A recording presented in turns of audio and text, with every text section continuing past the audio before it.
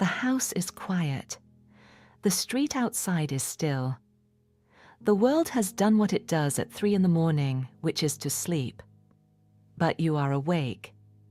You lie beneath a familiar ceiling and watch the darkness, and your heart moves like a quiet, steady drum. There is no sound to explain it. There is no emergency in the hallway. The digital clock on the nightstand glows with a soft, indifferent red light, marking the passage of time while the rest of the world rests in peace. And yet, the body behaves as if something were coming through the door. The chest tightens, the breath grows shallow, the mind begins its slow, exhausting circles, returning to the same thoughts the way an animal returns to a wound.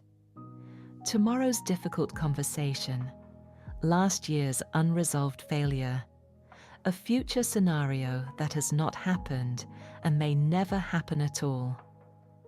Each thought arrives with the heavy weight of a fact, though none of them is one. This is among the most peculiar and isolating experiences a human being can have, to be terrified in a perfectly safe room. Nothing is chasing you. Nothing is on fire. And still, the nervous system sounds an alarm as old as the human species, an alarm designed for predators, for cliffs, and for the dark mouths of ancient caves. If you have ever lain awake like this, you know the particular quiet loneliness of it. The person beside you breathes in the slow, rhythmic cadence of deep sleep. You are the only wakeful thing in a sleeping house, and the wakefulness feels like a secret you cannot hand to anyone. It is an invisible struggle, fought in the space between the sheets, where the mind becomes a wilderness and its own greatest threat. Why does the human mind become trapped in these cycles of fear and anticipation? Why does it forecast disaster when the present moment is entirely still? And more importantly, how do we find refuge when our own thoughts refuse to settle? Long before we had clinical words like nervous system or amygdala or cognitive distortion, human beings were waking in the dark with racing hearts. And some of them wrote down exactly what it felt like. They wrote of trembling. They wrote of exhaustion. They wrote of thoughts that multiplied like branches in the wind, and of looking desperately for a refuge and finding none. We call their ancient writings the Psalms. The Psalms are often read from a polite distance, as polished poetry for orderly worship. But a large portion of them are something much rawer. They are the unfiltered diary of the human nervous system in distress. They are a mirror to our modern psychological struggles, offering a language for the unspeakable weight of dread. Our journey begins here, in the quiet darkness of the bedroom. But to understand the invisible war happening behind closed eyes, we must first look beneath the surface. We must move from the stillness of the room to the hidden biological. Chapter 1. The Anatomy of a Racing Mind. Consider what happens in a quiet room as the day begins to end. A person sits alone by a window, watching the light fade into dusk. The environment is entirely safe. There is no visible danger anywhere in the space. And yet, if you were to look closely, you would notice a subtle, persistent tension. The jaw is set just a little too tightly. The shoulders are drawn up toward the ears. The breathing is shallow, barely reaching the upper chest. Inside the body, a very different reality is unfolding. The heart beats with an urgency that belongs to running, to escaping, to surviving a sudden attack. This is the profound paradox we must begin to understand. Anxiety lives in the physical body long before it ever becomes a conscious thought.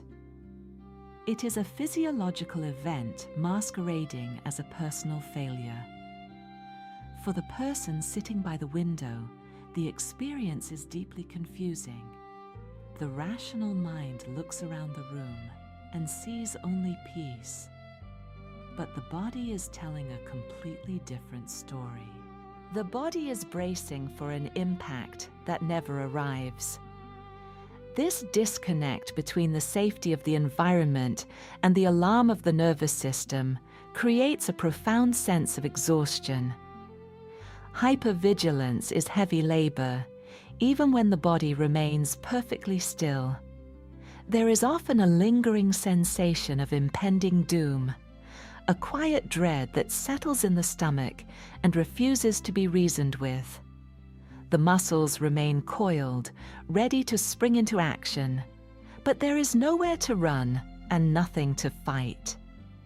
It is like an engine revving endlessly in neutral, burning through fuel while going absolutely nowhere. To understand why the body reacts this way, we have to look beneath the surface of conscious thought, down into the ancient architecture of the human brain. Deep within the temporal lobes sits a small almond-shaped structure known as the amygdala. You can think of the amygdala as the brain's primary sentinel, its dedicated threat detection center. Its job is simple, vital, and entirely uncompromising: to scan the environment for danger and to sound the alarm the moment a threat is perceived. When the amygdala detects a threat, it does not pause to ask for a second opinion. It immediately triggers what psychologists and biologists call the fight or flight response. In a fraction of a second, a cascade of chemical messengers floods the nervous system. Adrenaline surges through the bloodstream. The heart rate accelerates rapidly to pump oxygen-rich blood toward the major muscle groups in the arms and legs. The senses become razor-sharp. This biological sequence is a masterpiece of evolutionary survival. For our ancient ancestors, this rapid response system was the difference between life and death. When a predator stepped out from the tall grass, the amygdala hijacked the body's resources to ensure immediate explosive action. It was not designed for contemplation. It was designed for immediate physical survival. The system worked beautifully in a world defined by physical, tangible threats. But we no longer live in a world where the primary threats have claws and teeth.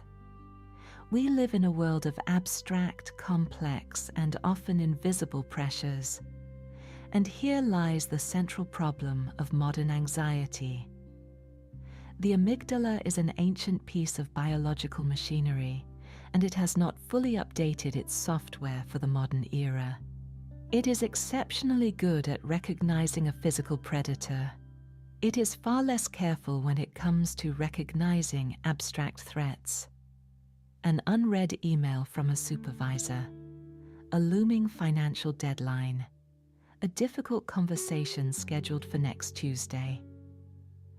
To the conscious mind, these are conceptual problems to be solved, but to the amygdala, they can look exactly like a lion in the grass.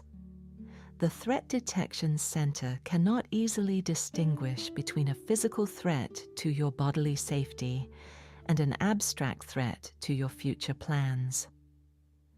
When the amygdala sounds the alarm for an abstract threat, the body responds with the exact same physiological arousal it would use to fight a predator. Psychologists often refer to this phenomenon as an amygdala hijack. During a hijack, the emotional and survival centers of the brain completely override the prefrontal cortex. The prefrontal cortex is the newer part of the brain responsible for rational thought and logical reasoning. It is the part of the brain that can look at a difficult email and say, "This is stressful, but it is not going to kill me." But when the amygdala sounds a loud enough alarm, the quieter, rational voice of the prefrontal cortex is simply drowned out. The biological imperative to survive overrides the logical assessment of the situation. This is why it is entirely useless to tell someone in the grip of a panic attack to just calm down. They cannot simply think their way out of it, because the thinking part of their brain has been temporarily bypassed by the survival part.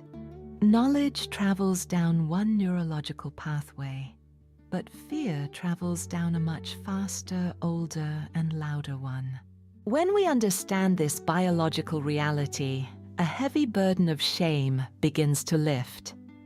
The racing heart in a quiet room is not a moral failure. It is not evidence of a weak character, and it is certainly not proof of a deficient faith. It is simply a protective system doing its job a little too well, triggered by a mind that possesses the unique human ability to imagine tomorrow. The same imagination that allows us to build civilizations is the exact same imagination that can invent predators where none exist. This profound physical reality of anxiety is not a modern discovery. Long before we had the vocabulary of neuroscience, human beings were experiencing the exact same terrifying physiological arousal. And some of them, in their deepest distress, wrote down exactly what it felt like. Listen to the words of the psalmist in Psalm 55, verses 4 and 5, as preserved in the King James Version. "My heart is sore pained within me, and the terrors of death are fallen upon me.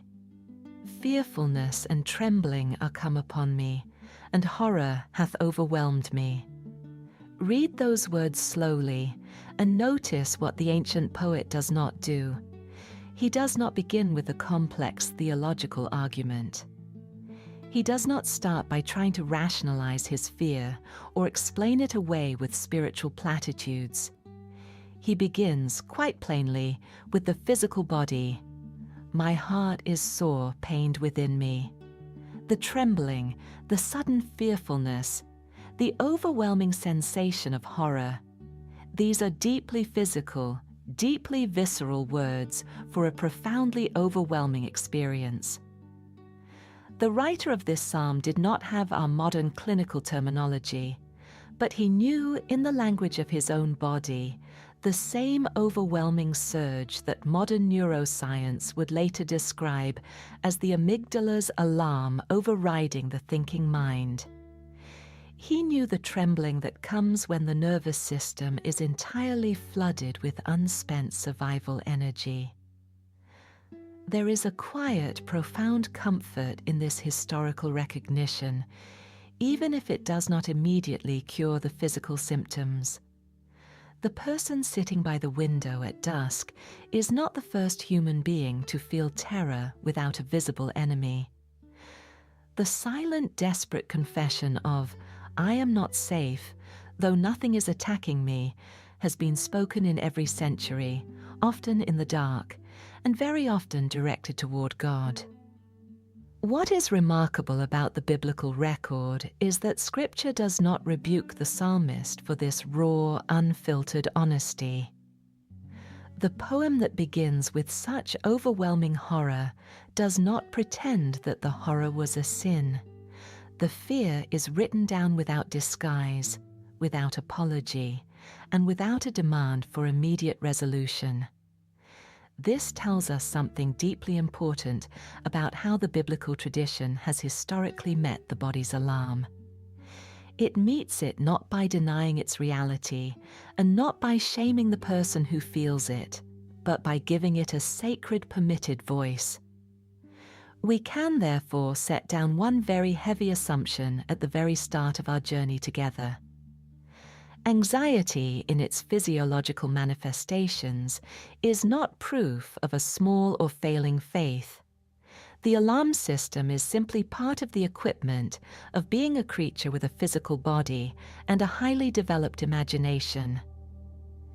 To understand this biology is not to excuse the suffering it causes. It is simply the necessary first step in stopping the cycle of adding shame to the fear. But the body's alarm, as loud and exhausting as it is, would eventually settle on its own. The chemical surge of the fight or flight response is designed to burn out. If left entirely alone, the sentinel would eventually sound the all clear, and the body would return to its baseline of rest. The longer, more enduring suffering of chronic anxiety comes from somewhere else. It comes from the mind that refuses to let the alarm stop ringing. It comes from the thoughts that arrive one after another, pressing the button of the alarm over and over again, long after the initial trigger has passed. Chapter 2. The multitude of thoughts. There is a particular kind of exhaustion that comes not from the body, but from the mind. It is the exhaustion of a person who has spent the entire day sitting still, yet feels as though they have run a long and difficult race. Nothing visible has happened. The room has not changed. The day has passed quietly. But behind the eyes, an enormous amount of work has been done, and none of it has reached a conclusion. This is the experience of the what-if loop. The mind takes a single uncertain future event and begins generating scenarios. What if the conversation goes badly? What if the test results are not what we hope? What if I have made a mistake that cannot be undone? Each question branches into 3 more questions, and each of those branches into 3 more, until the mind is no longer solving a problem. It is wandering through a maze of its own construction, searching for an exit that does not exist. Psychologists call this pattern rumination. The word comes from the Latin for chewing, and the image is precise. Like an animal that chews the same mouthful of food over and over without ever swallowing, the ruminating mind returns to the same worry, examines it from every angle, and finds no resolution. The thought is not digested, it is simply chewed again. What makes rumination so difficult to interrupt is that it disguises itself as productive thinking. The mind tells itself that if it can only consider enough angles, enough outcomes, enough worst-case scenarios, it will eventually arrive at a solution. The worry feels like work. The looping feels like preparation. But research on repetitive negative thinking suggests that rumination rarely produces answers. It produces fatigue. The mind runs in circles and calls it progress. Alongside rumination sits another cognitive pattern that feeds the multitude of thoughts. Psychologists call it catastrophizing, a specific form of cognitive distortion in which the mind assumes the worst possible outcome and treats it as the most probable one. A colleague's short reply becomes evidence of dislike. A mild headache becomes the first sign of something serious. A period of financial tightness becomes the beginning of permanent ruin. The catastrophizing mind does not merely imagine a difficult future. It rehearses that future in vivid detail, again and again, until the imagined disaster feels almost like a memory of something that has already occurred. The exhaustion this produces is very real. Thought is not weightless. It requires energy, attention, and time. A person caught in the loop of rumination and catastrophizing may spend hours each day engaged in intense mental activity while their body remains entirely still. They arrive at the end of the evening genuinely tired, yet unable to point to a single task they completed. The fatigue is legitimate. The mind has been working all day. It has simply been working on problems that cannot be solved by thinking alone. And at night, when the external world goes quiet, the internal noise often grows louder. The absence of distraction removes the thin barrier that the busy day provided, and the thoughts come flooding in. The person lies in the dark, physically exhausted, and yet the mind insists on continuing its work. It reviews the past. It rehearses the future. It searches for threats that are not present. Sleep, which the body desperately needs, is pushed further away by the very mental activity that is making the body tired. Research in neuroscience offers one explanation for why this loop becomes so persistent.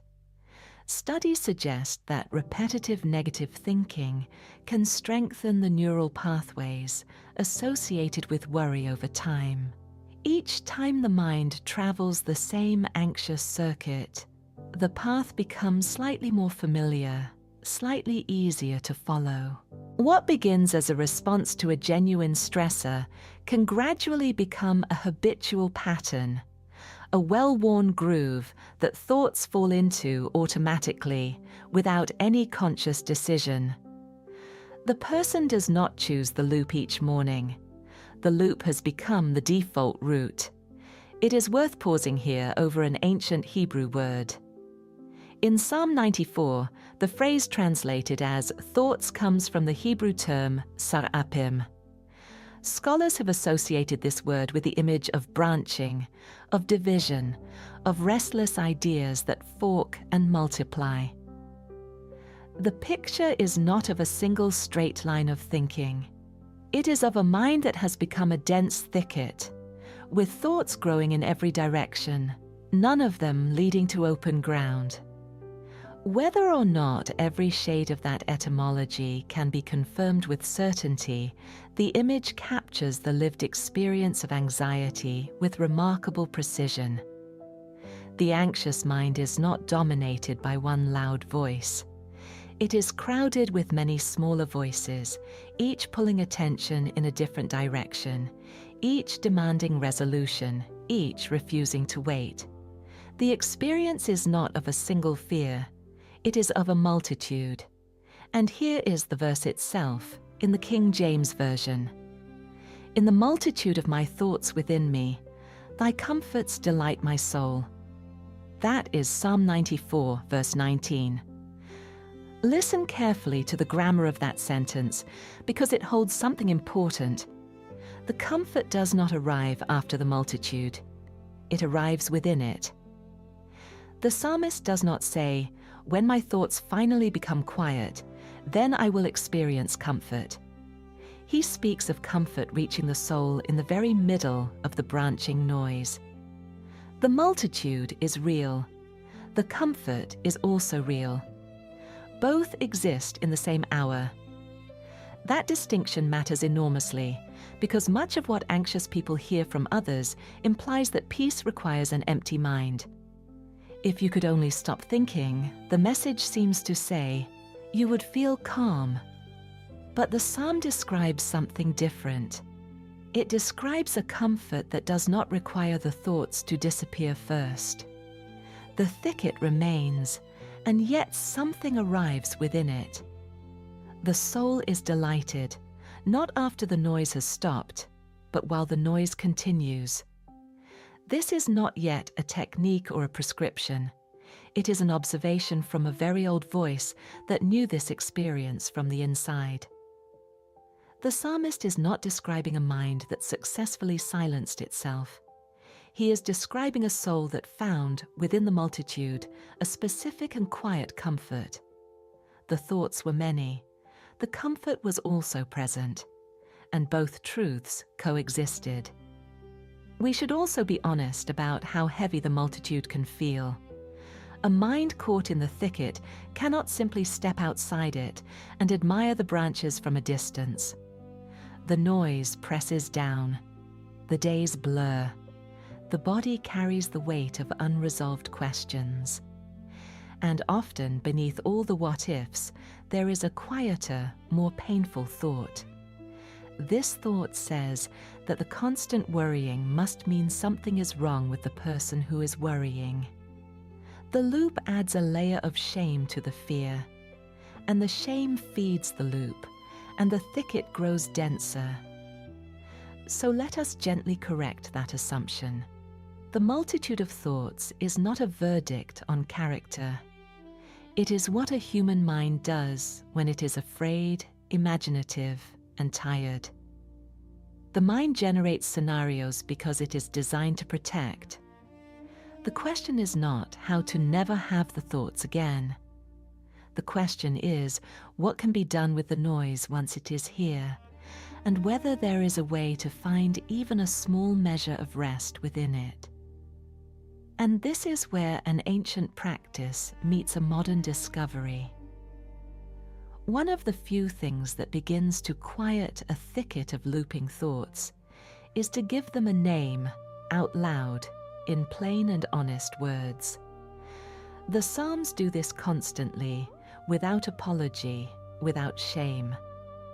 And modern research is beginning to explain why the simple act of naming a feeling can calm the very system that is generating the noise.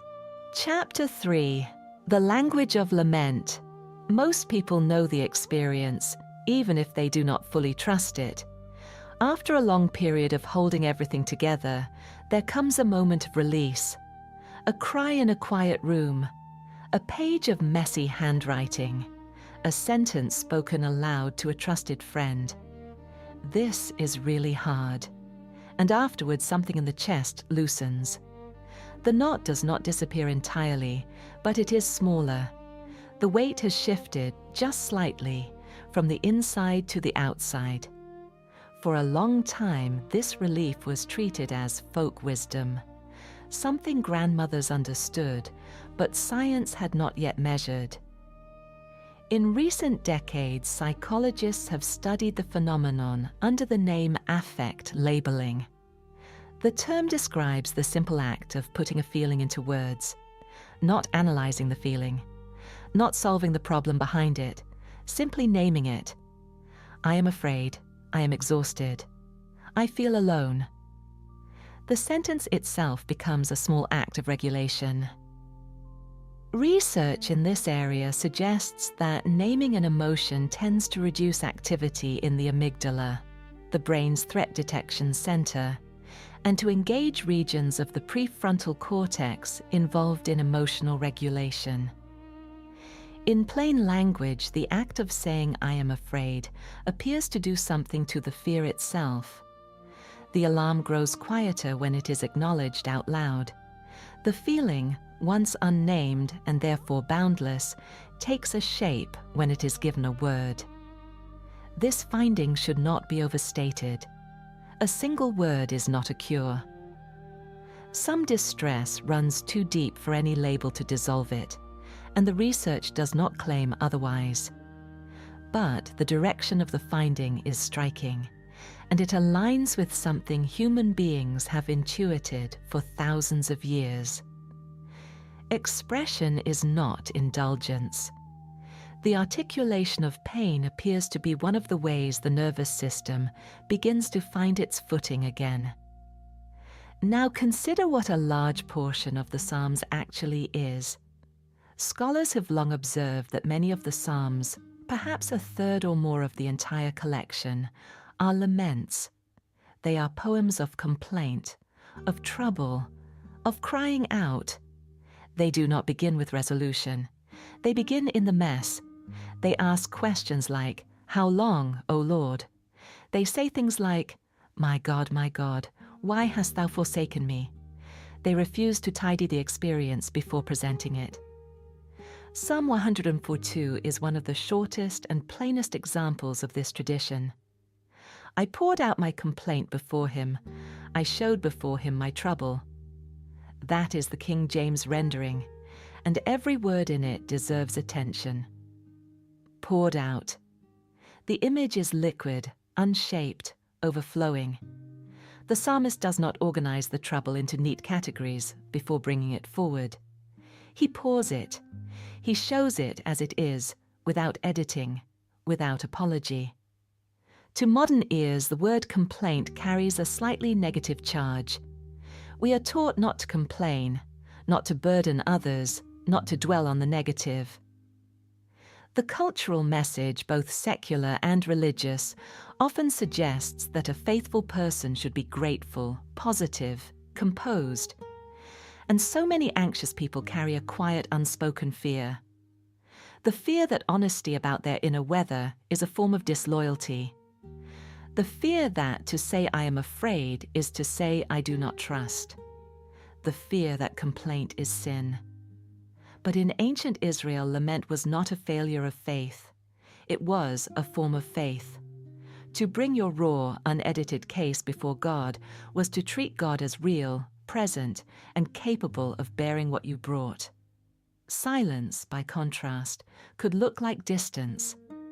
Speech, even anguished speech, was an act of relationship. The person who cried out was not rejecting God. They were turning toward God, even in the dark, even without an answer. Lament was also communal. The Psalms were not merely private diary entries, scratched in secret and hidden away. They were sung and prayed in public worship. They were part of the shared liturgy of ancient Israel. This means the community agreed, together, that distress could be spoken in the house of God. A person in pain did not have to perform wellness at the door. The liturgy itself handed them words for their worst days, words that had been tested by generations before them. This is a gift that many anxious people in the modern world have never been handed. Instead of receiving permission to speak, they receive messages that imply their distress is a problem to be fixed quickly. Just pray about it. Just trust God more. Just be grateful for what you have. Each of these sentences may be offered with genuine love, and each can land as a verdict, a quiet confirmation that the inner life is too messy to be welcomed, too inconvenient to be spoken aloud. The Psalms refuse that verdict. Think again of the openings we have already encountered in this journey. My heart is sore pained within me, the multitude of my thoughts within me. I poured out my complaint before him. These are not poems written after the storm, from the safe distance of resolution. Many of them are written in the storm. They are preserved as scripture, which means the honesty is not outside the tradition. The honesty is the tradition. It belongs there. There is also a simple human relief in being accurate about what we feel. A feeling that remains unnamed fills the entire house of the mind. It has no borders, no edges, no shape. It is everywhere. But a feeling that is named takes its place as one reality among others. I am afraid. I am tired. I feel forgotten. Each sentence draws a line around the water, and the water stops flooding every room. The feeling becomes something the person has, rather than something the person is. None of this means that lament or labeling magically ends anxiety. The research does not say that, and neither do the Psalms. Many laments end before the circumstance changes. The enemy is still at the gate. The illness is still present. The future is still unknown. What changes at first is not the situation, but the location of the pain. It moves from a private wilderness into a spoken address. It moves from silence into the presence of someone. And that movement raises a question that the next part of our journey must address. Because lament assumes something that anxious isolation often denies. It assumes that someone is listening. It assumes that the words are going somewhere. But the lived experience of many anxious people is the opposite. It is the experience of being unknown, of hiding the inner weather even from the people closest to them, of sitting in a crowded room and feeling entirely alone. Chapter 4: The Cave of Adullam. Anxiety has a social life, and it is complicated. On the outside, the anxious person may appear present, functional, even cheerful. They attend the gathering. They answer the phone. They smile at the appropriate moments. But on the inside, there is a growing distance, a glass wall between them and the room. They laugh at the joke and wonder, in the same breath, whether anyone can tell how loud it is behind the glass. Often the person begins to withdraw, not from unkindness and not from a desire to hurt anyone. They withdraw from protection, both their own and others. They cancel the dinner because the effort of performing calm feels impossible after a day spent managing invisible noise. They stay quiet in the conversation because explaining the inner weather would take an hour, and even then the words would come out wrong. So they smile, and they carry the cave with them into every room. There is a particular cruelty as this withdrawal, and it operates from both directions. The anxious person pulls away to hide the internal chaos, fearing that visibility will cost them the relationship. And the people around them, noticing the distance, may interpret it as disinterest or coldness. The friend who stops calling is not always cold. Sometimes they are simply tired of managing an invisible war. But the interpretation from the outside rarely sees the war. It sees only the absence. And the absence deepens the isolation, which deepens the anxiety, which deepens the withdrawal. And when the anxious person does try to speak, the replies can wound without meaning to. Just relax. Others have it worse. At least you have your health. Have you tried exercise? Each of these sentences may be offered in genuine love, and each can land as a small verdict, a quiet confirmation that the inner life is too strange, too inconvenient, too exhausting to be welcomed. So the glass wall thickens, one well-meant sentence at a time, until the person stops trying to explain altogether. Psychology has studied this territory under several names: social belonging, perceived rejection, anxious attachment. The research points in a consistent direction. Social isolation tends to amplify the physiological stress response. The body that has no one to turn to remains on high alert longer because there is no external signal of safety, no second nervous system to help regulate the first. To understand just how literal this pain is, we can look to the laboratory. In the early 2000s, a researcher named Naomi Eisenberger designed a deceptively simple experiment. She placed participants in a brain scanner and had them play a virtual ball tossing game with two other people. At first, the virtual partners threw the ball to the participant.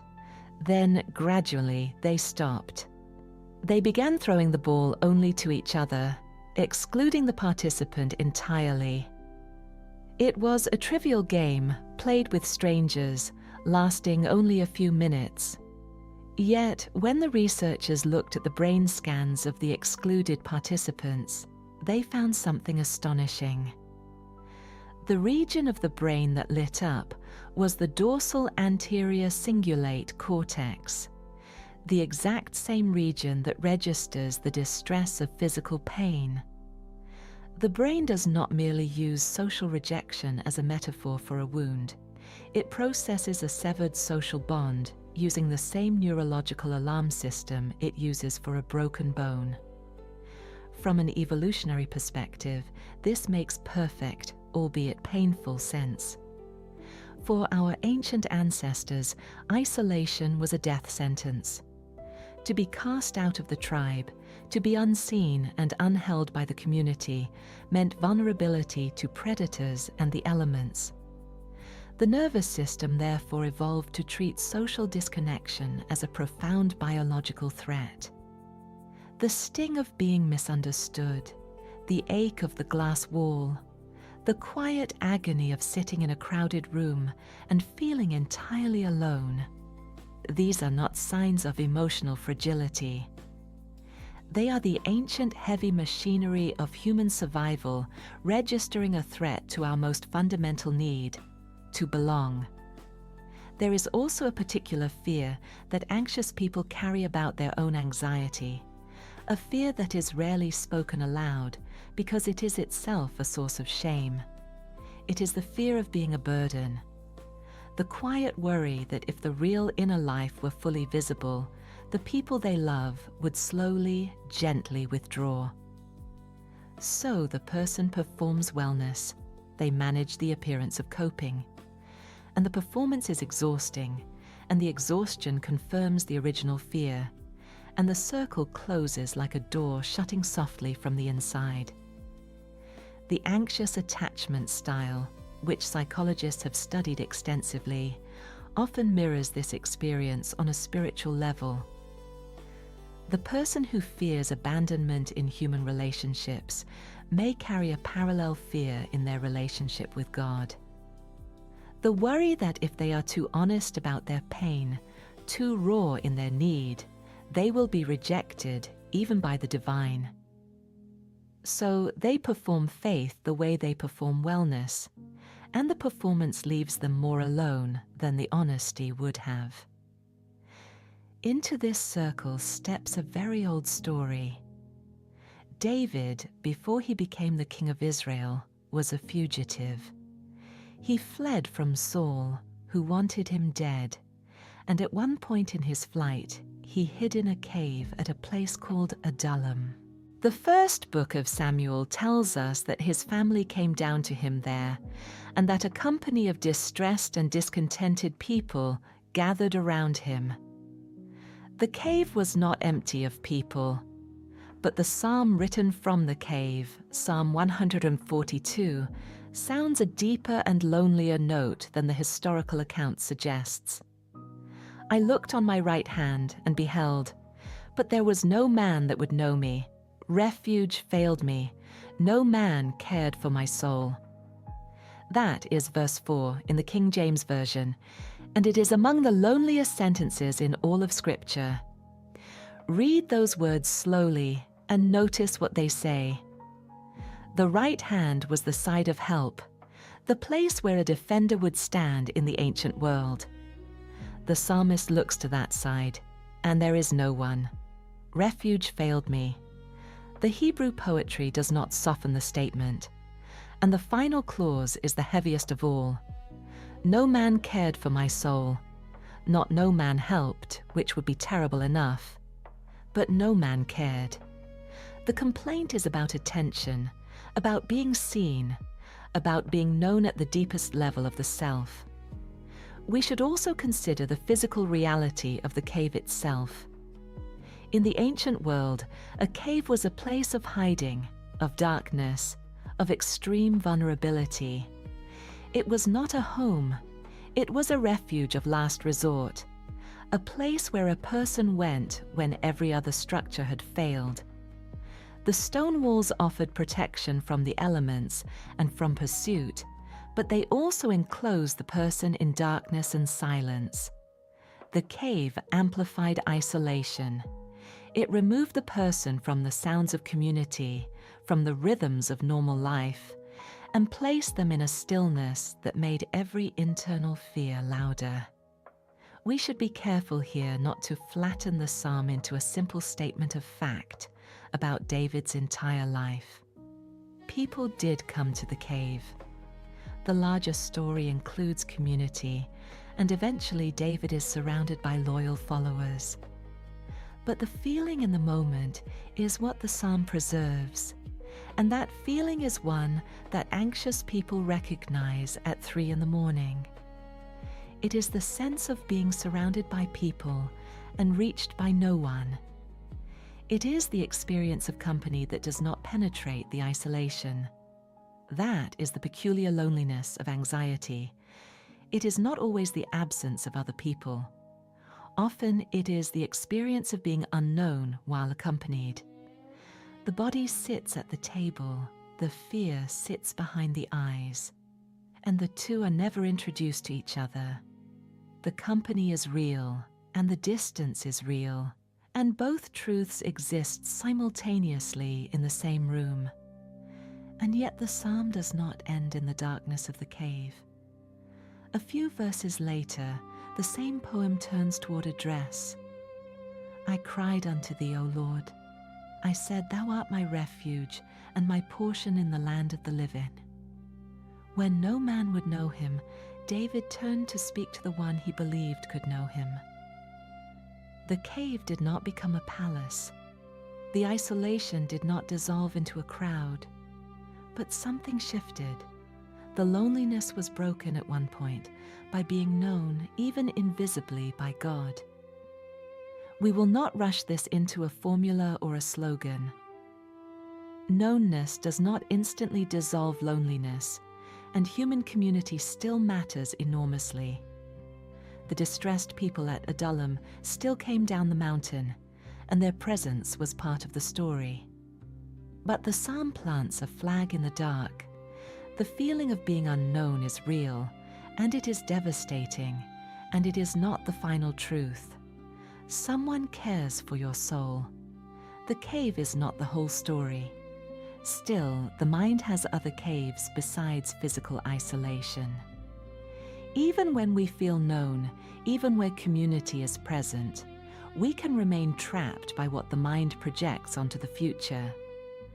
The anxious mind does not only withdraw from others, it also constructs elaborate scenarios of disaster that keep the person locked inside their own predictions. The isolation was one wall of the prison. The other wall is the fortune-telling mind, insisting it already knows how everything will end. Chapter 5: Catastrophizing versus Sovereignty. Watch the anxious mind for an hour and you will see it doing something remarkable. It is writing futures, dozens of them. Each draft begins with "what if," and each draft ends badly. The mind calls this preparation. It tells itself that if it can only see the disaster coming, the disaster will hurt less. But the rehearsals never produce the relief they promise. They only produce more drafts, and each one is darker than the last. Psychologists describe a trait that feeds this habit, called intolerance of uncertainty. People vary considerably in how much unknown they can carry. For some, an unanswered question is merely annoying, a small irritation that passes quickly. For others, it is unbearable, a weight that presses on the chest and refuses to lift. Research suggests that this intolerance is one of the core drivers of chronic worry and generalized anxiety. The anxious mind would rather have a bad answer than no answer, because a bad answer can at least be rehearsed, prepared for, controlled in imagination. This is why catastrophizing feels like control. If I imagine the worst, I will not be surprised. If I rehearse the bad phone call, the difficult diagnosis, the financial collapse, I will survive it when it comes. The logic seems sound from the inside, but the rehearsal has a price that is rarely counted. The body does not fully distinguish between the imagined call and the real one. Each rehearsal rings the alarm. Each simulation floods the nervous system with the chemistry of threat. The mind pays in advance and in full for disasters that mostly never arrive. There is also a subtler dimension to this struggle, one that anxious people rarely name. It is the exhaustion of trying to control every variable. The mind that cannot tolerate uncertainty attempts to eliminate it, to close every gap, to account for every possibility. The person researches obsessively, plans compulsively, seeks reassurance repeatedly. They try to make the future as known and manageable as the present. But the future resists this effort. It remains stubbornly open, stubbornly unknown, and the effort to close it produces not peace, but fatigue. The illusion of control is exhausting to maintain. The mind that fortune tells disaster is not stupid. It is not weak. It is doing what human minds are designed to do, which is to predict and prepare. The problem is not the prediction itself. The problem is that the prediction has become the only lens through which the future is viewed. Every open door is scanned for the threat behind it. Every quiet season is treated as the calm before the storm.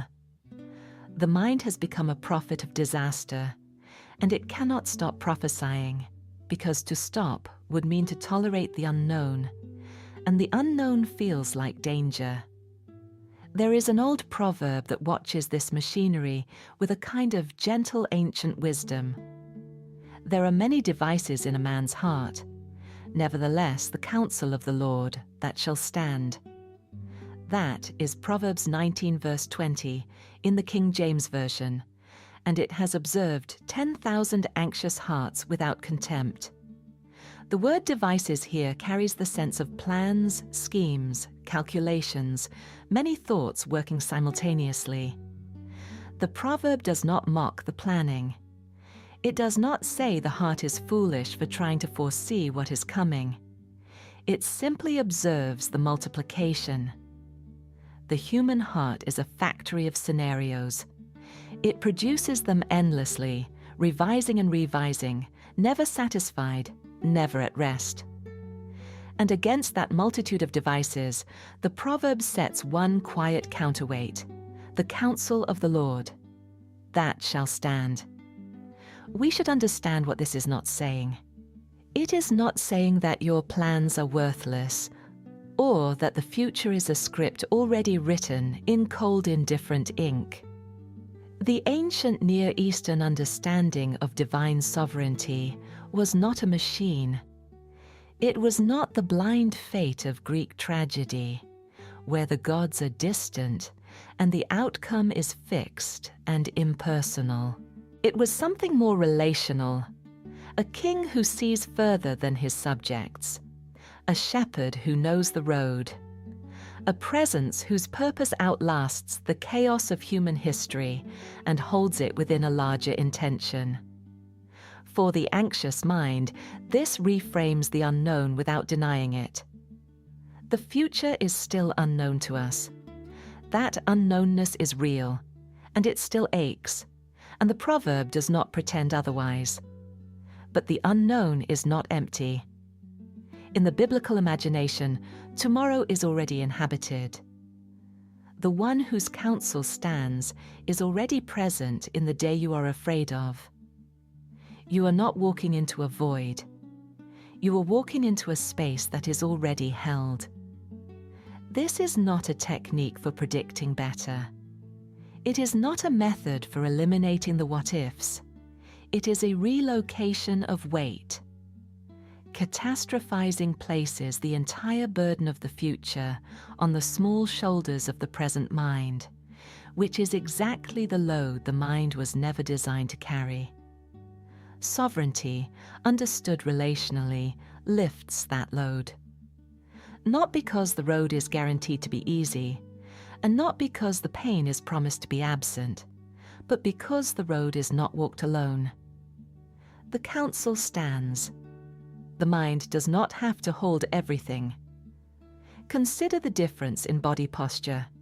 The catastrophizing mind stands at the window of the future, straining to see through fog, gripping the sill until the knuckles whiten. The trusting mind admits the fog. It does not pretend to see what cannot be seen. And then it asks a different question. Not what will happen, which cannot be answered from this side of the fog, but who will be there? And the biblical witness answers that question clearly, repeatedly, across centuries and genres. Trust in this frame is not certainty. This must be said plainly, because anxious people are often told to just have faith, as if faith were a feeling of sureness, a warm confidence that everything will work out. But biblical trust is often trust without sight. It is a hand placed in a hand while the road remains dark. The feeling of uncertainty may stay. The body may still tense. The mind may still generate its drafts. But the location of the weight changes. The grip on the sill loosens, just slightly, and the shoulders drop just slightly, and the breath deepens just slightly. And here the honesty of the Psalms helps again. The same Bible that says, "The counsel of the Lord shall stand," also records hearts full of devices, full of fearful plans, full of what-ifs. The two realities coexist in the same text, in the same tradition, in the same human beings. A person can rehearse disasters at 9 o'clock in the morning and place them down at 9:15. The movement, not the perfection, is the point. The practice is not to never forecast. The practice is to not live inside the forecast as if it were the only truth available. So we arrive at a modest but sturdy conclusion: the mind will forecast. That is its nature, and it is not a sin. But a forecast is a draft, not a decree. And the draft can be held up against a larger sentence, the sentence that the counsel of the Lord shall stand. The fog remains. The unknown remains. But the grip loosens, because the unknown is not unheld. It is not empty. Someone is already there. Yet there is a limit to what thinking can do, even good thinking, even thinking that is anchored in trust. Because the struggle for control does not only tire the mind, it tires the body. And when the body is exhausted, every distortion grows louder, every forecast grows darker, and even the sturdiest sentences feel thin. The mind cannot hold sovereignty when the body has nothing left to give. And so the next part of our journey must turn from the mental struggle to the physical collapse that follows it. Chapter 6: The Juniper Tree. There is a moment in many anxious seasons that is rarely named, because the person living through it has no energy left to name anything. It is the moment when the fear stops being the loudest thing and is joined by something heavier: exhaustion. Not the tiredness that follows a long day and dissolves with sleep. This is a deeper depletion, a weariness that has settled into the bones and the mind and the will. The person is not merely afraid anymore. They are tired of being afraid. They are tired of managing. They are tired of performing. And in that tiredness, the mind begins to say things it would never say when rested. The Bible records this moment with a startling plainness in the story of the prophet Elijah. Elijah had just stood on Mount Carmel, where fire fell from heaven and the people fell on their faces. It was the summit of his life, the greatest public victory he would ever witness. And immediately after it, a threat arrived from Queen Jezebel. She sent word that she intended to kill him, and the prophet ran. The first book of Kings tells us that he went a day's journey into the wilderness and came and sat under a juniper tree. And there he requested for himself that he might die. "It is enough. Now, O Lord, take away my life, for I am not better than my fathers." Read that sentence without flinching. A great prophet, at the end of his strength, asking God to end his life. The text does not whisper it. The text does not soften it. The text records it plainly as part of the sacred story. And what is equally striking is what God does not do in response. There is no rebuke. There is no lecture about faith, no reminder of the fire on the mountain, no list of reasons Elijah should be grateful or brave. There is instead a kind of tender practicality that is easy to overlook because it seems so simple. God lets him sleep. Then an angel touches him, and there is bread and water beside him, and the angel says, "Arise and eat." And after he sleeps again, the angel returns a second time. "Arise and eat, because the journey is too great for thee."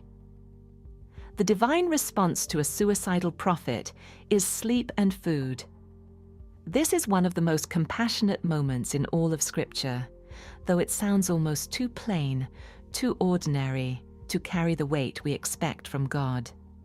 Because the journey is too great for thee.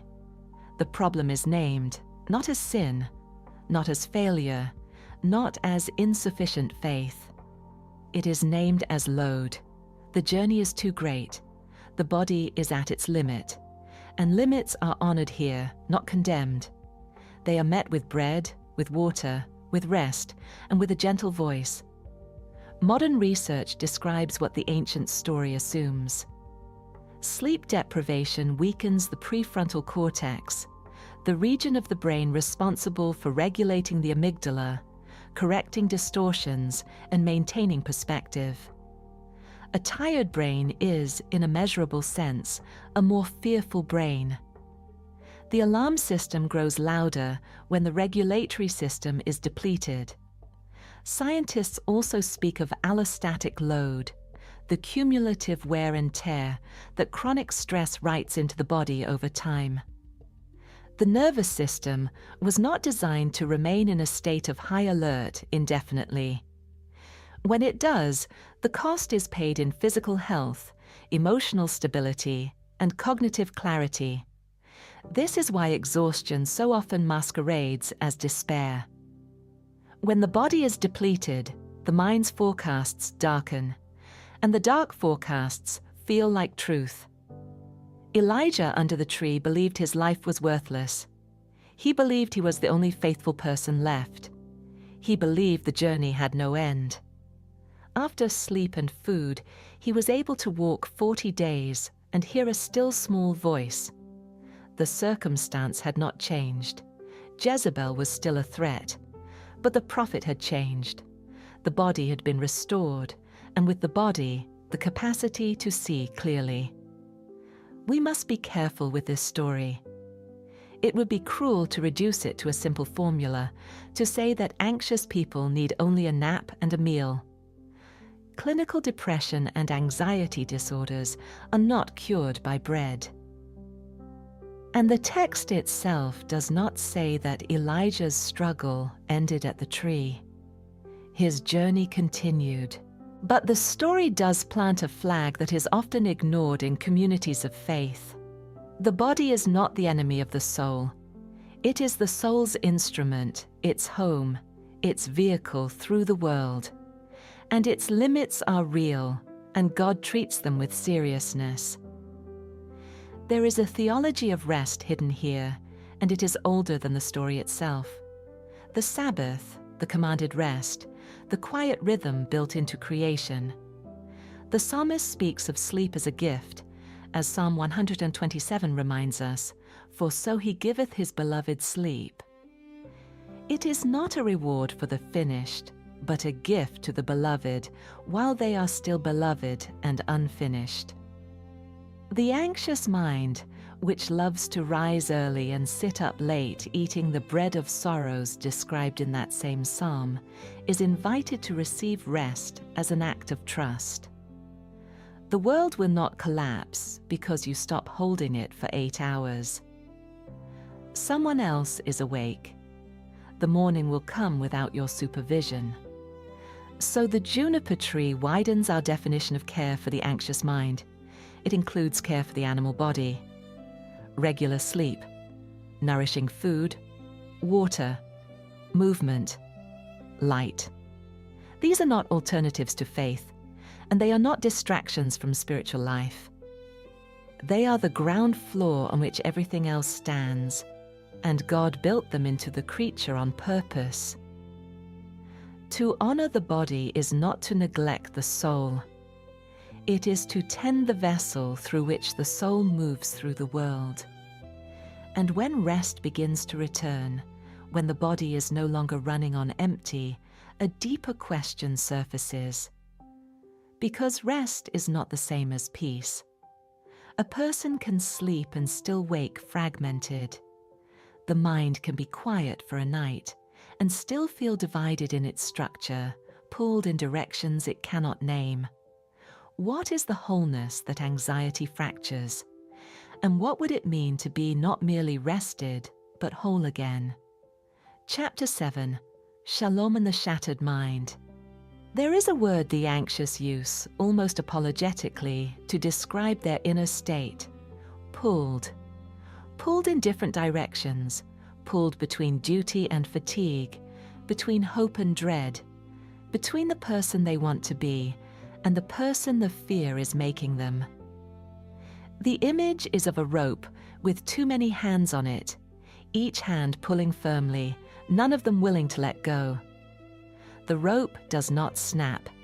It simply stretches, thinner and thinner, until the person holding it can no longer tell which direction they are facing. The New Testament was written in Greek, and Greek has a verb that captures this experience with uncomfortable precision. Merimnao, the word behind many passages about worry and anxiety, is often understood to carry the image of being divided, pulled apart, drawn in competing directions. To worry, in its root meaning, is not merely to feel uneasy, it is to be torn. The ancient language agrees with the modern experience. Anxiety is not one emotion sitting neatly in the chest. It is a fracturing. It is the self pulled into pieces by forces that will not coordinate. Psychology describes a similar phenomenon from its own side. Chronic anxiety tends to desynchronize a person. Thought, emotion, and body fall out of rhythm with one another. The mind races while the body freezes. The person wants one thing and fears its opposite in the same breath. The will moves forward while the nervous system pulls backward. In clinical literature, this is sometimes explored through the lens of self-discrepancy or structural fragmentation. When the nervous system is locked in a state of chronic threat, the mind essentially splits its resources. There is the experiencing self, the part of you that is terrified, overwhelmed, and drowning in the immediate sensory reality of the panic. And then there is the observing self, the part of you that watches the panic, judges it, and desperately tries to wrestle the steering wheel away. This internal civil war is exhausting. The observing self becomes a harsh critic, demanding that the experiencing self just calm down or have more faith.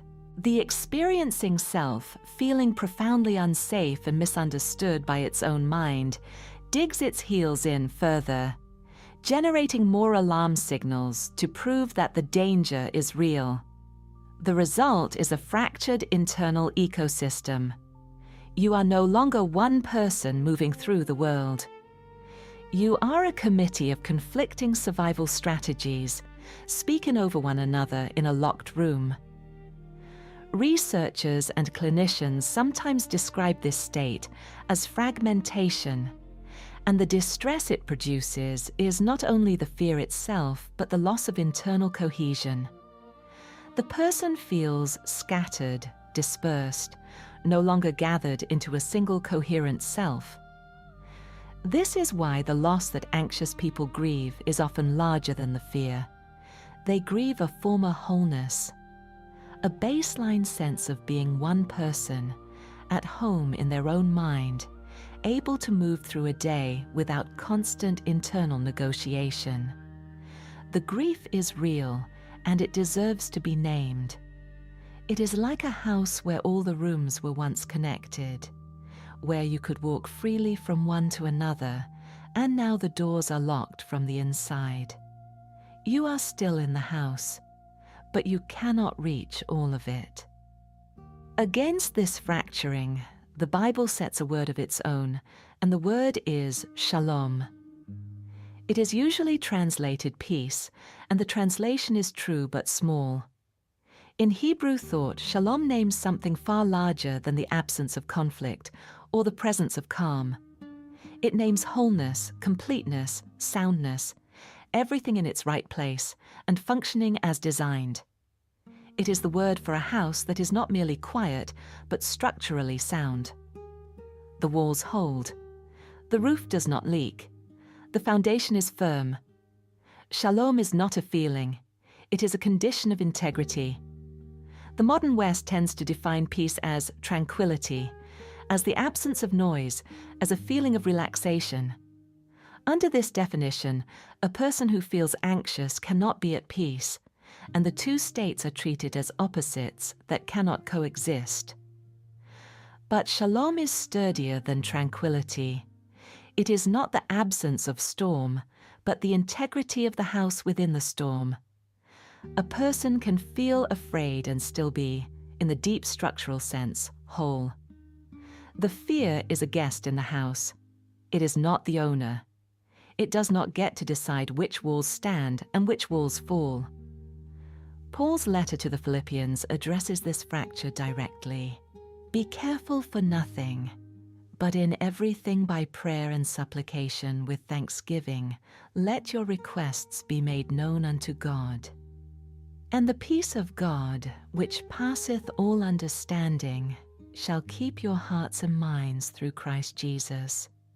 Two details in that passage deserve careful attention. First, the command is not feel nothing. The King James says, be careful for nothing, and careful here carries the old sense of being full of cares, divided, pulled apart. The word is merimnao in the Greek. Do not be pulled apart. Instead, let the requests be made known. The pulling is answered not by suppression, but by articulation. The divided mind is invited to speak, to bring its fragments into the presence of God, to let the requests be known rather than carried in silence. Second, the promise uses a military word. The peace of God shall keep your hearts and minds. To keep, in that ancient world, meant to garrison, to stand guard over, to post a sentinel at the gate. The peace is not described as a warm bath or a gentle fog. It is a guard stationed at the door of the divided heart. The thoughts may circle outside like weather. The storms may press against the walls. But the garrison holds the inner ground. The self remains one, even while the noise continues.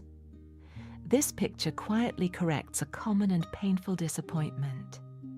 Many anxious people pray for peace and receive, instead of the absence of alarm, a strange companionship within the alarm. They conclude the prayer has failed. They conclude their faith is insufficient. But the Philippians picture suggests another reading entirely. The peace that passes understanding is not always the silence of the storm. Sometimes it is the guard in the hallway while the storm talks. The storm is real. The guard is also real. And the house stands. Wholeness, then, is not the same as calmness. This distinction is a mercy, because calmness comes and goes with chemistry and circumstance, and no human being can guarantee their own calmness indefinitely. But wholeness can grow even while the symptoms remain. A cracked bowl that is held together is still one bowl. There is a Japanese art called kintsugi, in which broken pottery is repaired with gold, and the repaired vessel does not pretend to have never broken.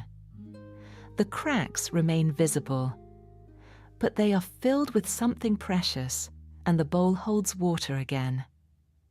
The image is not biblical, but the truth within it is.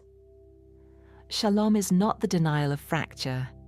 It is the gathering of the fragments into a held life. The anxious person's goal is not a mind that never races. It is a self that remains one person while the mind races. Known, held, gradually repaired, not perfect but whole, not silent but gathered. And here we reach the deepest question this documentary has been moving toward.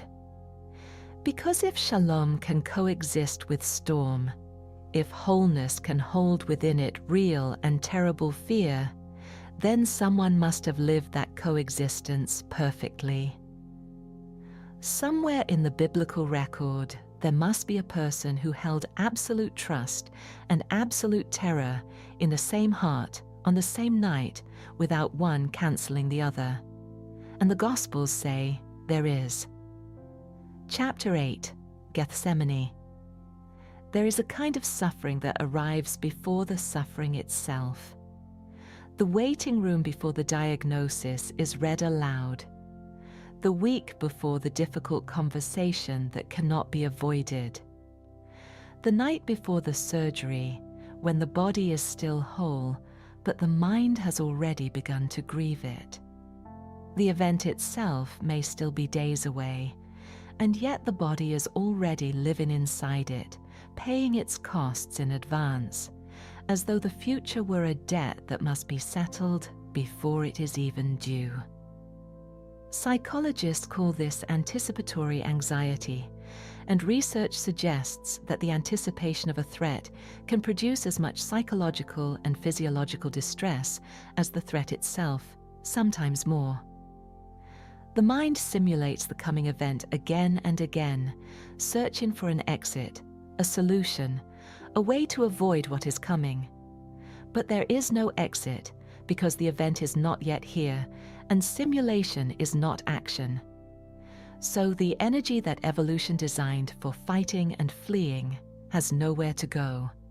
It circles, it presses on the chest, it turns the future into a weight carried now, in the present, where it cannot be set down by any physical act. Every anxious person knows this weight. The dread of an impending medical result, the shrinking from a conversation that will change the shape of a life, the slow grinding awareness that something is coming that cannot be stopped, and that the only thing left to do is wait. The waiting is its own agony. The waiting is sometimes worse than the event, because the event once arrived can at least be met. But the anticipation has no flaw. It deepens endlessly, because the mind can always imagine one more angle of suffering. And this is why the next scene in the Gospels is so important for our journey. Because it is the scene in which the Son of God sits down inside anticipatory dread and lets us watch him do it. He does not bypass the waiting. He does not float above the fear. He enters it fully, with a body that trembles and a soul that cries out. The place is called Gethsemane, which means an olive press. The name is not decoration. It is not a random geographical label. An olive press is a place of crushing, of heavy stones, of sustained pressure that extracts something valuable from something whole.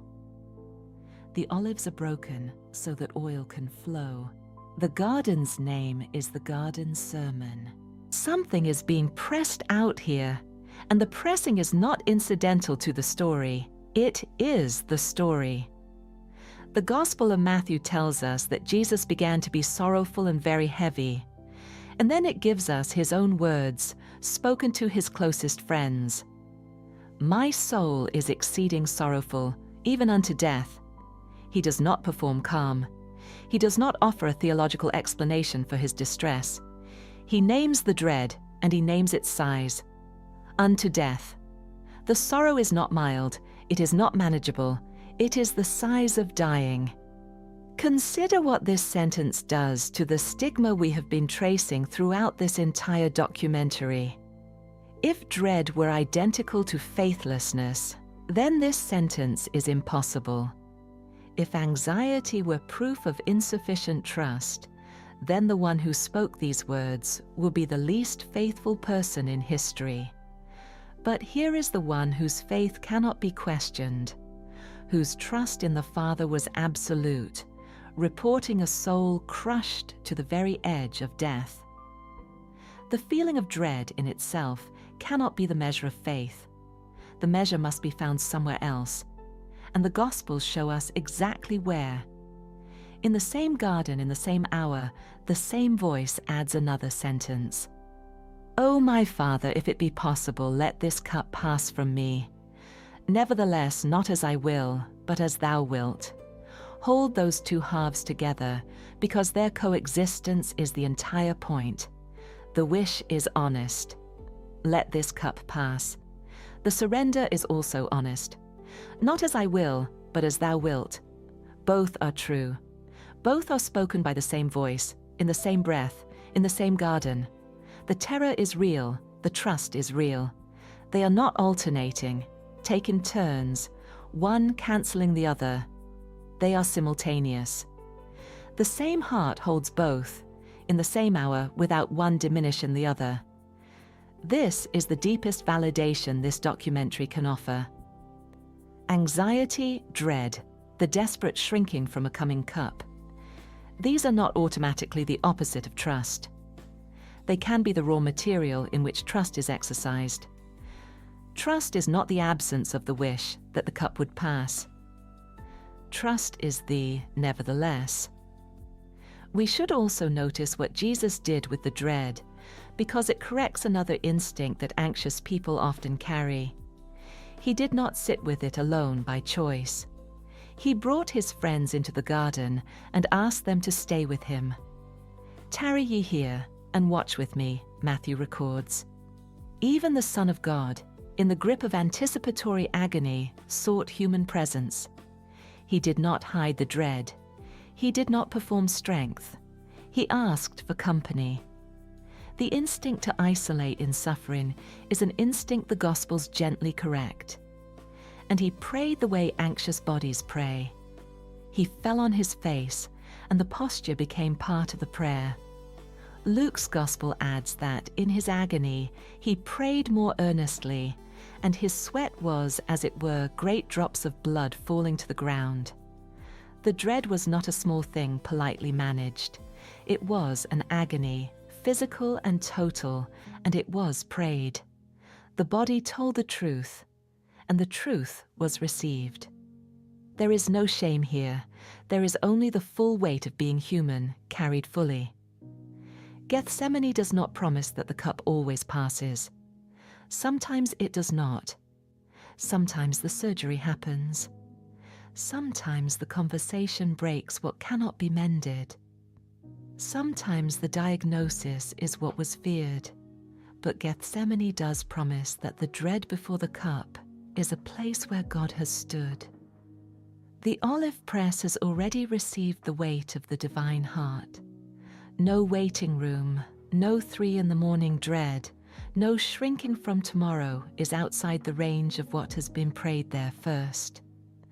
So the stigma dissolves at its root.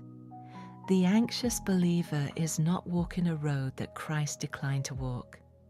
They are walking a road he walked in agony, sweating, sorrowful unto death, and still praying, still trusting, still surrendering. The road is not a sign of failure. It is a road that has been walked before by the only one whose faith was perfect and whose dread was also real. From the garden, one movement remains. The dread has been held, named, and prayed. But holding is not yet handing over. There is a final physical verb the New Testament offers for the weight itself, a verb that turns private endurance into relational release, that transforms the solitary carrying into a shared burden. And that verb changes everything about how the weight is borne. Chapter 9. Be careful for nothing. Imagine a person walking a long road with a heavy pack strapped across their shoulders. They have carried it so long that it has become part of their body, part of the way they stand, part of the way they breathe. The straps have left grooves in the skin. The spine has curved around the weight. And then someone says, quietly, "You can set that down here." And the person discovers, with a kind of shock, how heavy it was. The relief is not only in the shoulders, it is in the whole self. The breath deepens, the spine straightens. The world looks different, not because it has changed, but because the weight that distorted the view has been set down. This is the image beneath one of the shortest and most physically direct commands in the New Testament, casting all your care upon him, for he careth for you. That is 1 Peter chapter 5 verse 7 in the King James Version. 13 words. And yet those 13 words describe an entire movement of the soul, a transfer of weight from the one who is carrying to the one who is strong enough to bear it. The Greek verb translated casting is epiripto. It is not a gentle word. It does not mean to place carefully or to set down softly or to hand over with hesitation. It means to throw upon, to hurl onto, to cast decisively away from the self and onto something else. The verb carries the sense of throwing a weight decisively onto something else. Imagine a bundle cast onto the back of a beast of burden. The image is abrupt, physical, almost violent in its decisiveness. You do not negotiate with the weight, you throw it. And the reason given for the casting is small and enormous at once. For he careth for you. The word care appears twice in that single sentence, like two hands meeting. Your care goes to him, because his care goes to you. The exchange is the entire economy of the verse. The worry is not thrown into a void. It is thrown into care. It is thrown onto one who is strong enough to bear it, and who is personally, specifically interested in the one who throws. Psychology has its own version of this picture, and it comes from the research on attachment. The concept of a secure base describes a trusted figure whose presence calms the nervous system of the one who trusts. Studies of human beings, from infants to adults, suggest that proximity to a secure base lowers cortisol, regulates the autonomic nervous system, and frees the mind from the exhausting loop of self-protective vigilance. The body is built to hand its weight to a trusted other. The human nervous system was never designed to carry everything alone. What the New Testament proposes is that the ultimate secure base is not a human being, though human beings matter greatly and should not be dismissed. It is God Himself.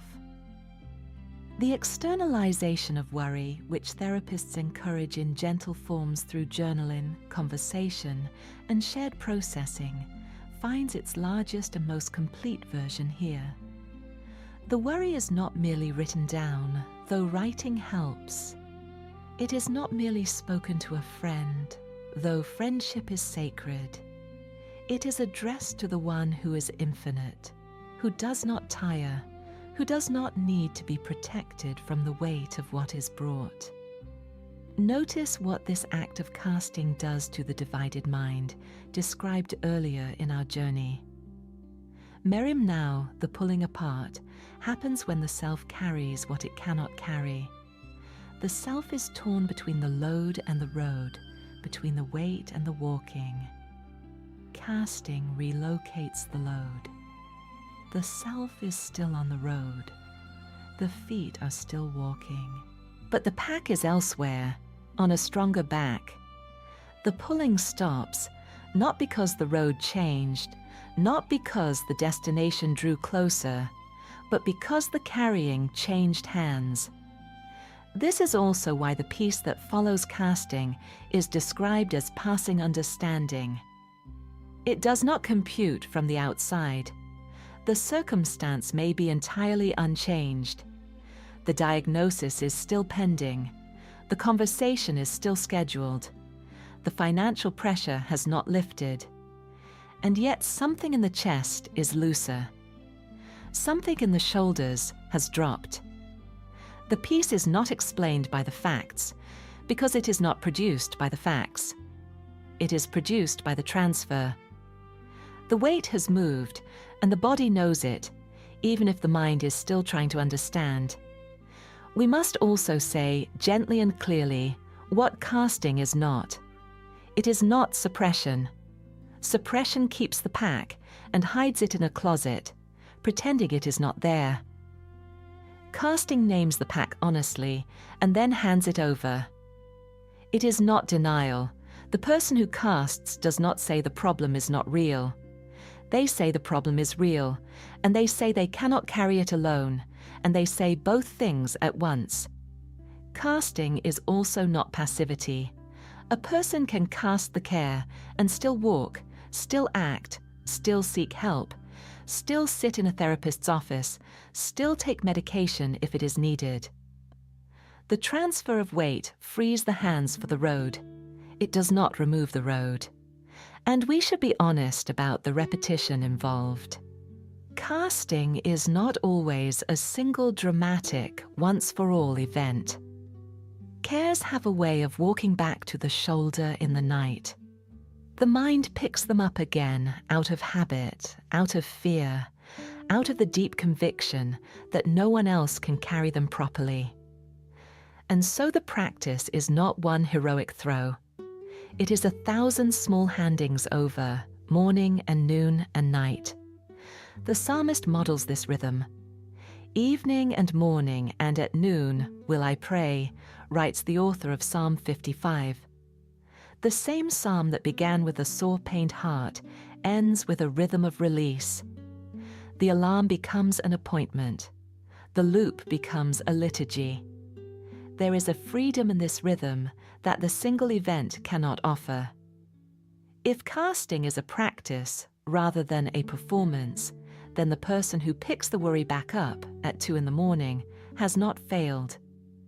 They are simply continuing the practice. The hand opens again. The weight is placed again.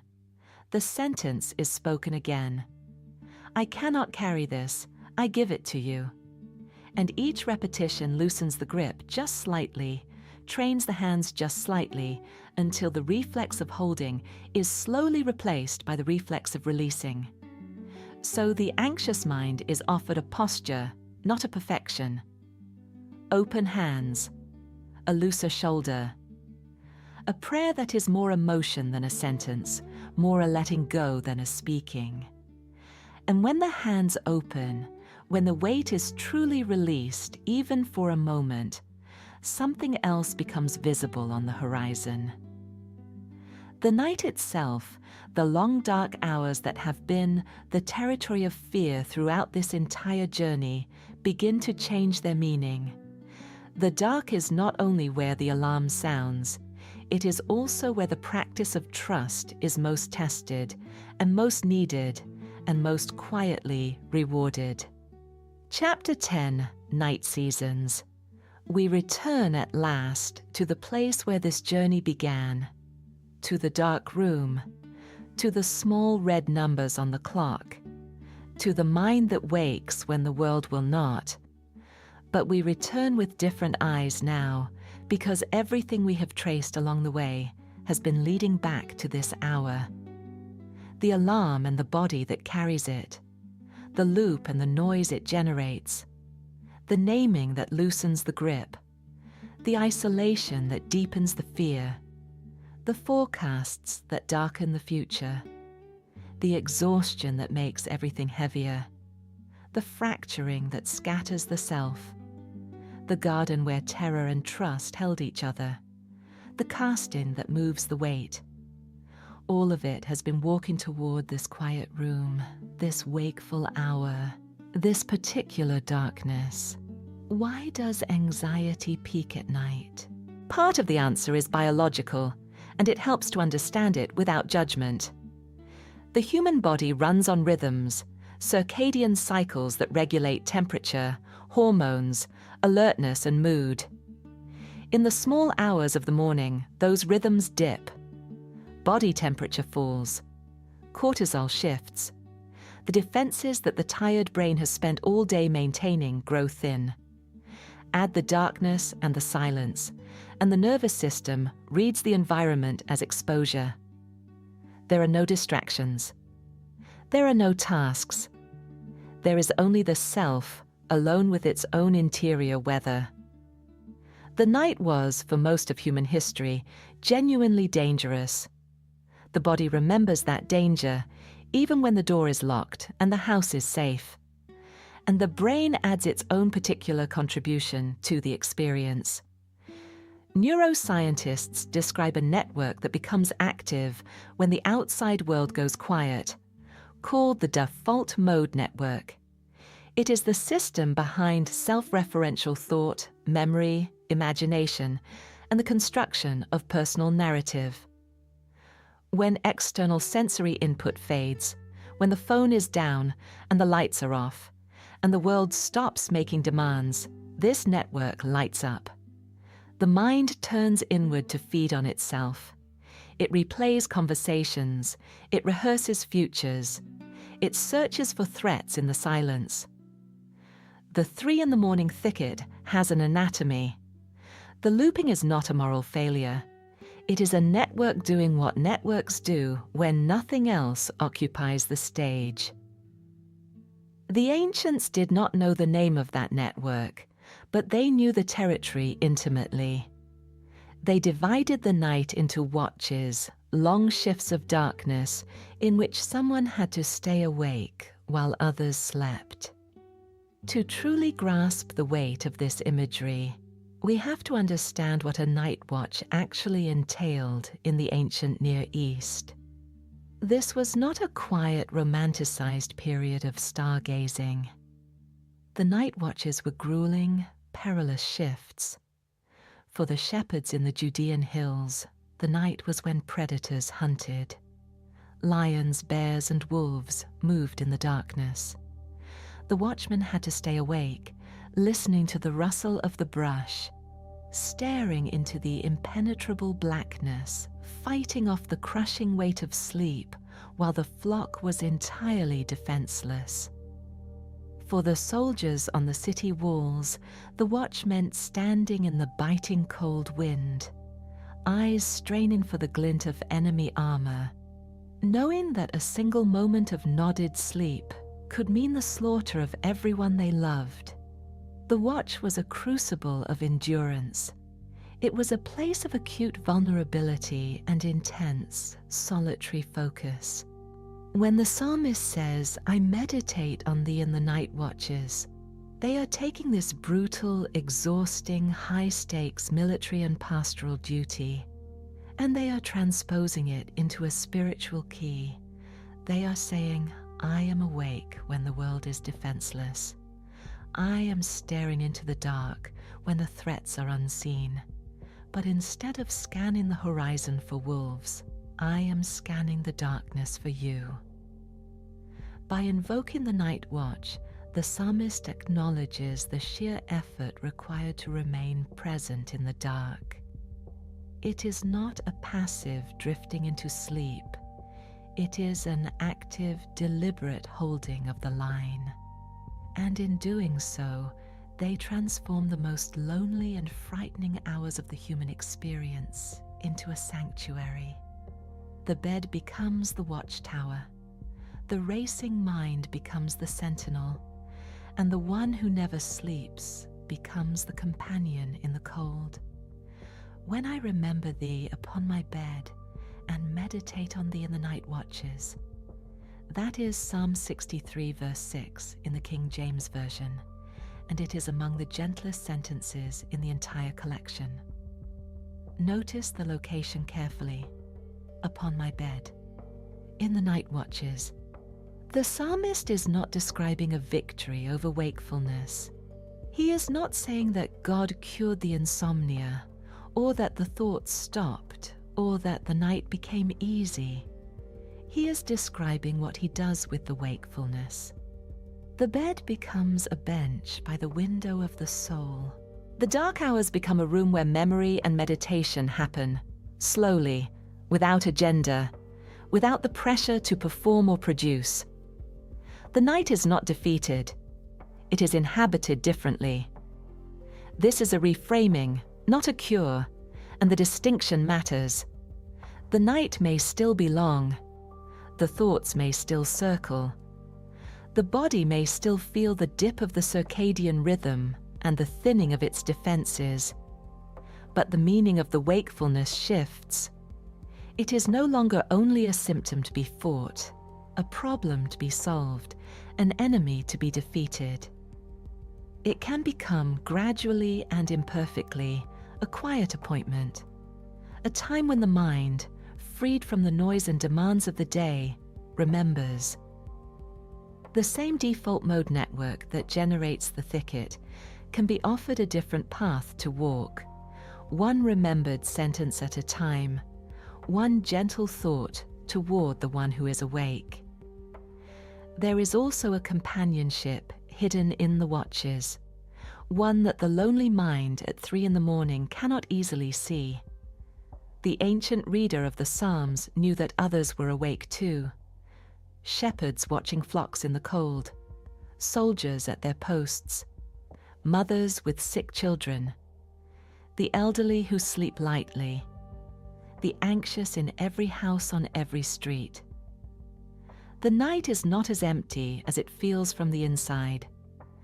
At any given hour of the dark, a great and scattered company is keeping watch, and some of them are praying, and some of them are simply breathing, and some of them are doing exactly what you are doing, lying still and listening to the silence.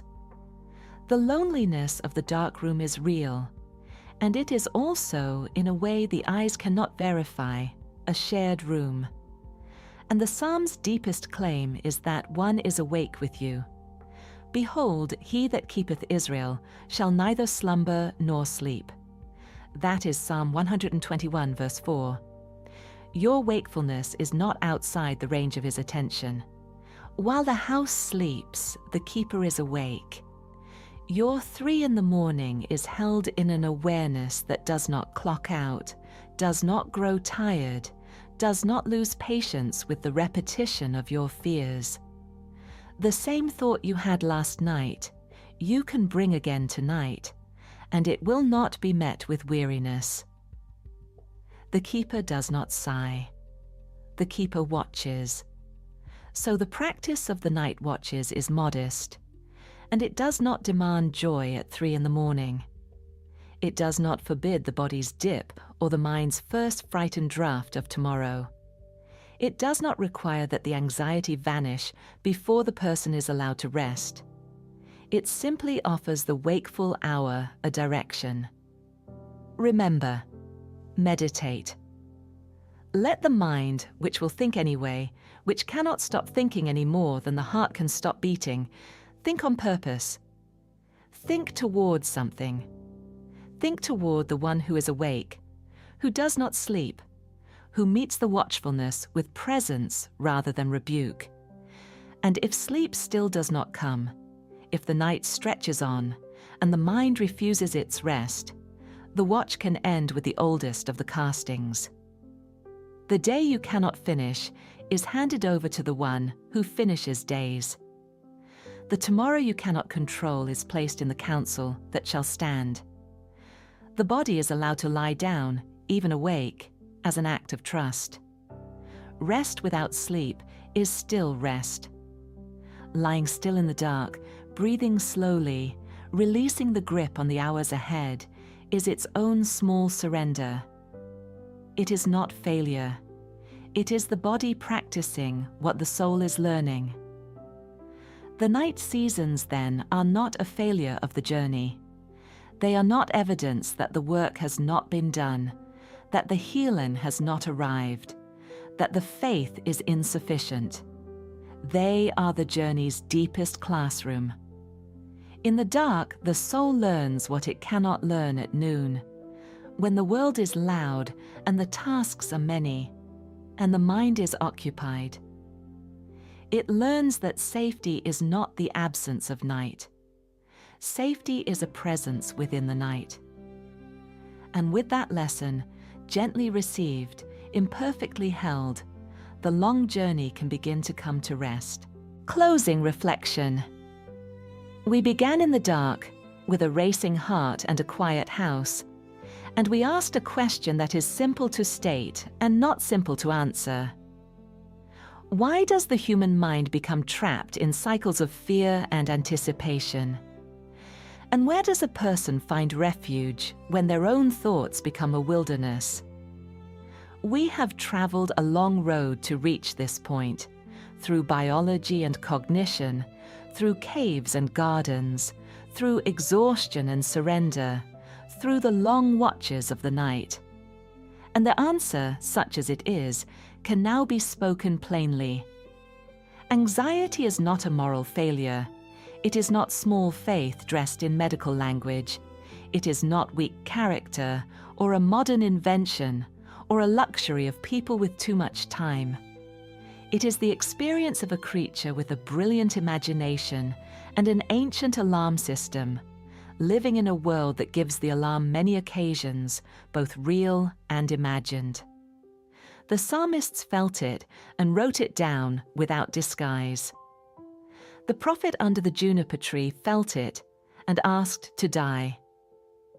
The Son of God in the olive press felt sorrow unto death. No one who trembles in the dark is outside this company.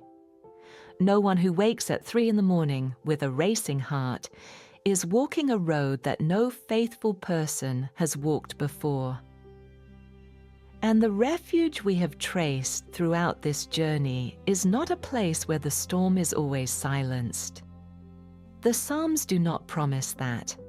What they promise is a presence within the storm, a garrison for the divided heart, a keeper who does not sleep, a care that receives what is cast upon it. God is our refuge and strength, a very present help in trouble. The multitude of thoughts is met, not always with silence, but with a comfort that delights the soul in the middle of the multitude. The storm may continue, the refuge holds. We should also say, with the same calm honesty that has guided this entire journey, what this documentary has not said. It has not said that anxiety is only spiritual, or that prayer replaces medicine, or that a person who needs a therapist or a doctor has failed to trust. Healing and regulation are processes that involve the body, the mind, the community, and the divine. Seeking professional therapy, accepting medical care, leaning on trusted friends, allowing the body to rest, these are not contradictions of faith. They are extensions of the same wisdom that gave us the Psalms of the juniper tree. There is no shame in reaching for help. There is only the creature honoring the limits God built into the creature. The journey through anxiety is rarely a straight line. It is a practice of returning. The alarm will sound again. The thicket will regrow. The pack will find the shoulder. The night will come again, and the mind will race again, and the what-ifs will arrive uninvited once more. And the practice, learned slowly and imperfectly, is to return, to name the fear, to lament honestly, to rest the body, to hold terror and trust in the same heart, to cast the weight again and again onto the one who is strong enough, to keep the watch gently without demanding that the night end before its time. Each return is a step on a path worn smooth by countless feet that have walked it before you. The path is old. You are not the first. You will not be the last. And the path leads somewhere. So the final word is not a command. It is not a list of steps. It is not a slogan to write on a mirror and repeat until it becomes true. It is a quiet picture, offered gently, the way a friend might speak to you in the dark when you cannot sleep. The night is vast, and the stars are out, and the house is still. You are awake, but you are not alone. The mind may race, but the refuge holds. The thoughts may multiply like branches, but the comfort is also present, also real, also delighting the soul in the midst of the multitude. And in the dark, a voice older than the Psalms says softly what it said to the tired prophet under the tree. Arise and eat, because the journey is too great for thee. And after the meal, sleep. And after the sleep, a still small voice. Rest now. The watches will pass. The dawn will come as it has come 10,000 times before, and will come 10,000 times again. He that keepeth you shall neither slumber nor sleep. The multitude of your thoughts is known and held, and met with comfort. Sleep if sleep will come. And if it tarries, watch gently, and remember upon your bed. The refuge holds. The night is not the end, and you are not alone in it.